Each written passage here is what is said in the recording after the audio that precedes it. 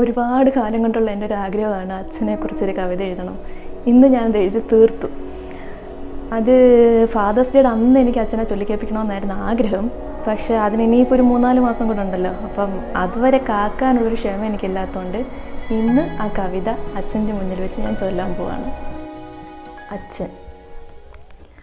അച്ഛനാണച്ഛൻ, ഈ അച്ഛൻ്റെ അച്ഛൻ, അച്ഛൻ്റെ അച്ഛൻ, എന്നച്ഛൻ തങ്കച്ചൻ. അച്ഛൻ്റെ അച്ചിക്ക് പുച്ഛമാണച്ച, അച്ഛൻ്റെ കൊച്ചിനെ ഇച്ചിയാണച്ച. കൊച്ചിലും മെച്ചം കച്ചിയെന്നുച്ചയ്ക്ക്, അച്ഛൻ്റെ അച്ചി ഉച്ചത്തിൽ കെഞ്ചി. അച്ഛനോരച്ചി എന്നച്ഛൻ്റെ ചേച്ചി, കൊച്ചച്ഛനോടുച്ചയ്ക്ക് ചൊന്നത് സച്ചി. അച്ഛനിൻ കൊഞ്ച്, അച്ഛനിൻ മഞ്ച്, അച്ഛൻ്റെ നെഞ്ച്, ഈ അച്ഛനു പിഞ്ച്.